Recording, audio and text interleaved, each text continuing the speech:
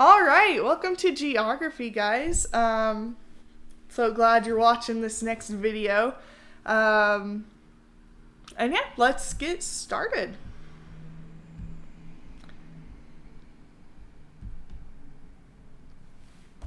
All right. So normally in class I get lots of him, haws, and grumpy looking faces when I pull up this slide. Today's lesson is on Intro to Religion, which we're going to be looking at the 5 major religions in the world. But hopefully it's a good time. I'm actually kind of happy that we get to do it through this online thing because I don't know.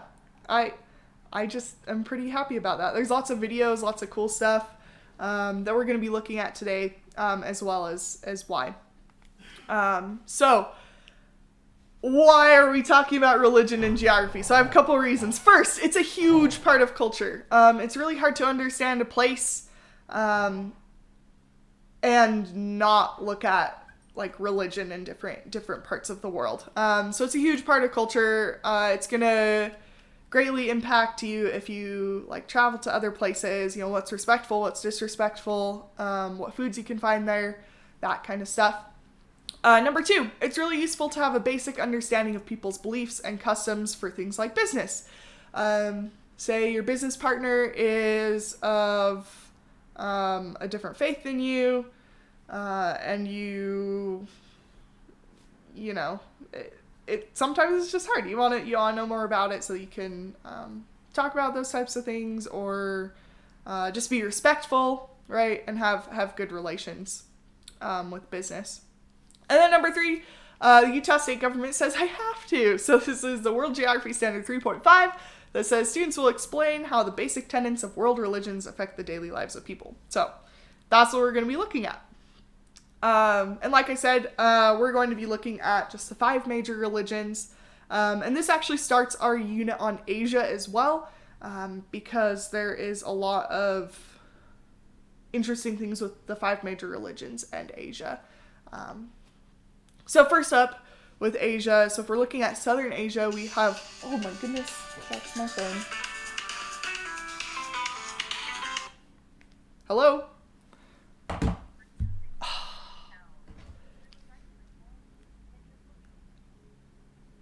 That was a scam caller. I'm sorry that wasn't very professional, guys. Oh, what a weird day. And I really don't want to start this over and do another take. So we're gonna keep going. So India. One of the oldest civilizations is actually, it's not a thing anymore. It was near India. So it's the Indus River Valley civilization. And man, guys, I hope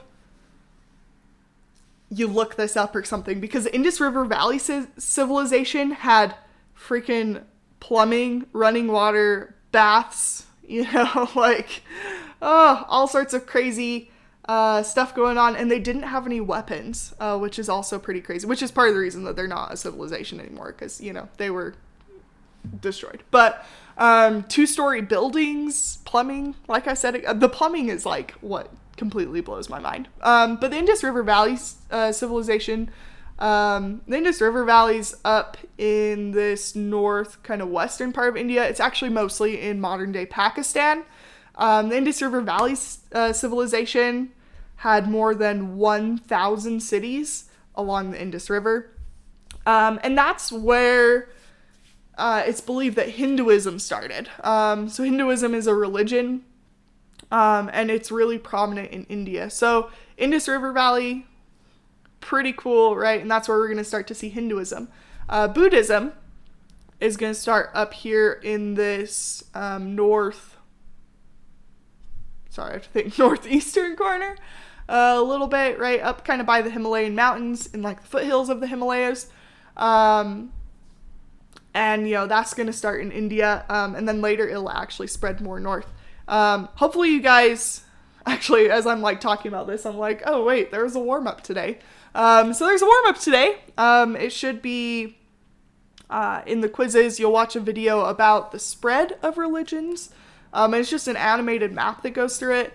But yeah, so it's going to show like Buddhism and how it, you know, starts in India and spreads, and then it's going to go further up north. This is, I love how I put modern India, but it's like 2001, so it's like 20 years old. This is a map of the percent population Hindu, so people who follow Hinduism, right, in India in 2001, and it goes by like states in India. If you notice, you know, a lot of it's 85 to 97%. Also remember that India is one of the largest countries as far as population goes. You know, there's over 1 billion people who live in India alone. So that's a lot of people who are practicing Hinduism. And there's a lot of things with like business and trade, you know, that goes along with us in India. So, you know, that's a really kind of good reason, right, to be talking about this and learning about this. This is also, this one's from 2001 for India as well, and it does like a breakdown of like how many people of different religions, right? So not all of India is Hindu, right? There are some Muslims, there are some Christians, the Sikhs, the Buddhists, the Jains, right? And then there's some other religions in there as well. The Middle East, 3 of the 5 major religions started in the Middle East, which is part of our Asian unit, right? The Middle East is part of Asia. So the oldest one is going to be Judaism, right? The Jewish faith. Then we have Christianity and Islam. People who practice Islam are known as Muslims. Just so you know, and don't get super confused, it's just, you know, if you practice Buddhism, you're a Buddhist. If you practice Judaism, you're a Jew. If you practice Christianity, you're a Christian. If you practice Islam, you're a Muslim, right? So Judaism, a lot of it's actually really centered up here by Israel. Christianity is believed to have started in, some people say Bethlehem, some people say Jerusalem, right? It spreads from there. Islam is going to start down here in like what's modern day Saudi Arabia in a city called Mecca. All right. So as far as those 5 major religions go, so your assignment for today is actually you're going to watch some videos about it, and then you're going to fill in a chart. So they're going to go more into like a lot of the more basic kind of beliefs of that religion, where it started, who started it, all that kind of stuff. If you still can't find something, then you could try Googling it, but the answers should all be in those videos. If you still need help, please let me know and I can help with that. I wanted to go over one thing that I think is really fascinating about different religions, and that's their dietary restrictions. So let's say you move to a new place, you know, and you want to have dinner with your neighbors, but you don't know what religion they are. But a lot of religions have dietary restrictions, meaning there's restrictions or rules about what they can eat or can't eat. A general rule would be to avoid pork products, pork chops, bacon, that kind of stuff, right? As well as alcohol as both a beverage and an ingredient. Because a lot of religions, they don't eat pork or they don't consume alcohol. So that's kind of like a good general rule, right? If you were to have someone over or have food catered for your business or something like that. This is a kind of infographic. It's from Chapman University, which is it's a private university in California. But so up here at the top, scroll down. So up here at the top, we have beef, pork, chicken, fish, and shellfish, like seafood, dairy products, and alcohol. And then we have different religions. So Baha'i, Buddhism. So Buddhists prefer to be vegetarian and refrain from meat. Or right? Many people will not eat meat or fish. Monks will have additional restrictions. Protestant Christianity checks across the board. Eastern Orthodox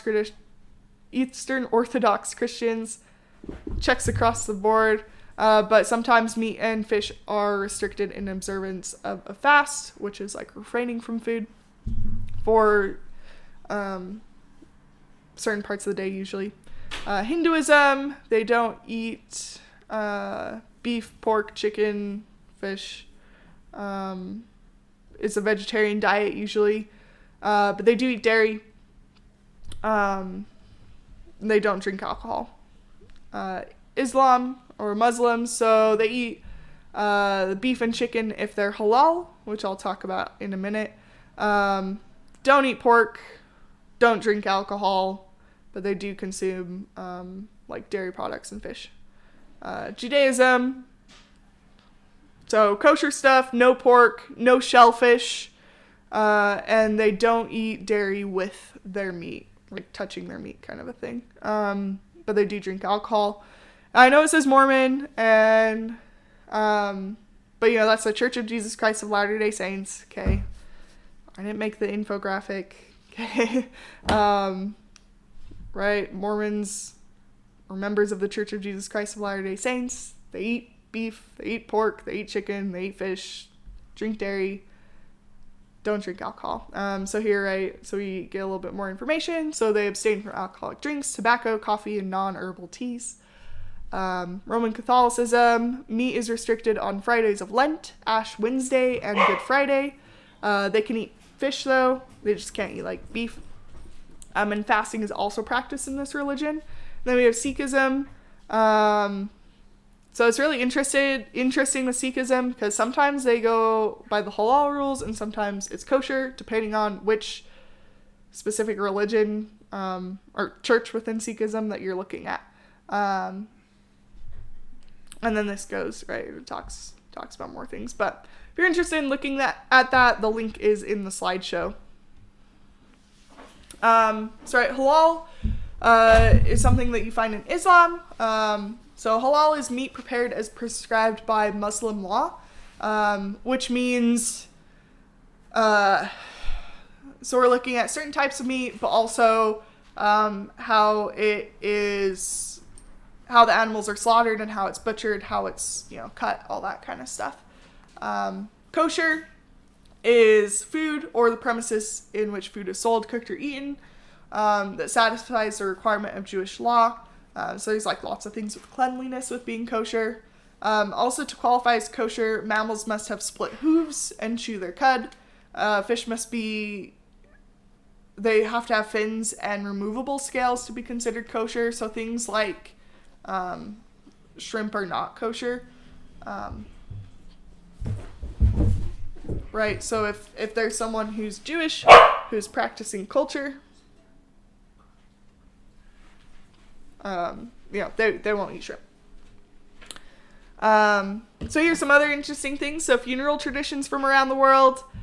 So this comes from TED Talks. Okay, so this is an article from there. It's from 2013. Right here in the United States, right, a lot of funerals are pretty similar, right? There's praying, you go, you meet, you talk about the person, stuff like that. But that's not always the case. There's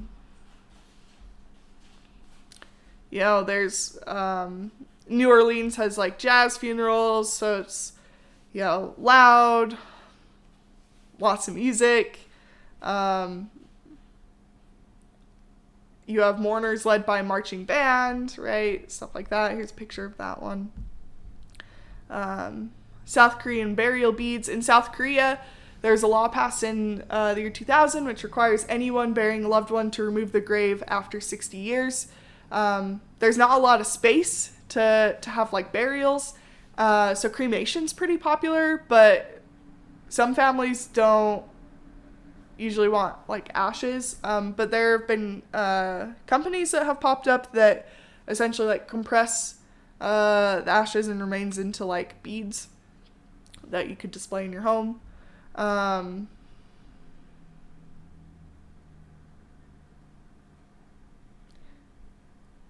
And yeah, so this goes through, right? There's a lot of them. Where is the Mongolia one? Oh, this one's pretty fun. So in Ghana, they have these fantasy coffins. So these are coffins. That's a coffin. They're like carved in like different decorations, kind of a thing. Oh, did I not put that on here? Oh, maybe it's there. Yeah. Sky burial in Mongolia and Tibet. Many bushes. Vajrayana Buddhists in Mongolia and Tibet believe in the transmigration of spirits after death. The soul moves on, while the body becomes an empty vessel. To return it to the earth, the body is chopped into pieces and placed on a mountaintop, which exposes it to the elements, including vultures. It's a practice that's been done for thousands of years. So, right, that's kind of different. But yeah, so there's that. The link to it if you want to read more about that. And then we have some bridal traditions. So instead of funerals, right, it's marriages. In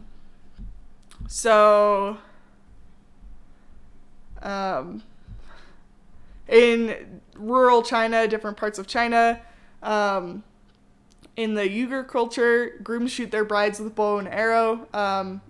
The arrows don't have tips on them, right? So it's just sticks.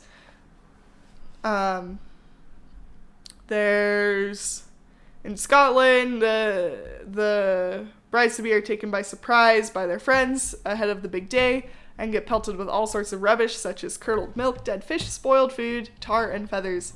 In like olden times, tar and feathers, like not anymore. She's then tied to a tree, and after taken for a night of drinking, the belief is that she can withstand this kind of treatment. She can handle anything that comes her way in marriage. This India one's way cool. So in parts of India, women born as Mangliks are apparently cursed and thought to be likely the cause of their husband in an early death. In order to counter this, they must first be married to a tree, and the tree be cut down to break the curse. Anyway, these are like more historical ones, and you know, not really practiced anymore so much, but this is an older article as well. All right, so let's take a look at your assignment for this time, because it's going to give you like the bulk of the information from this lesson. So if you're in the class, you're going to press start, and it's going to take you, I have to go through pages because I haven't posted it yet, but it's going to take you to March 25th, 26th, Intro to Religion. So it's going to look like this, except for with this video in here and the slideshow. So hopefully you did this warm-up, right? You watch the video, and then you answer the one question. Now you're looking at the slideshow or this video of me. And then your assignment. So it's going to be the Intro to Religion assignment. So we're going to click on here. And this is your assignment. So you can either click on this and it should make a copy of the Google Doc, or you can open it in as a PDF.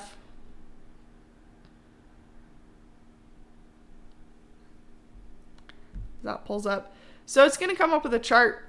And then we have these 5 videos, which are for the 5 major religions of the world. So you'll watch them and then fill in the chart.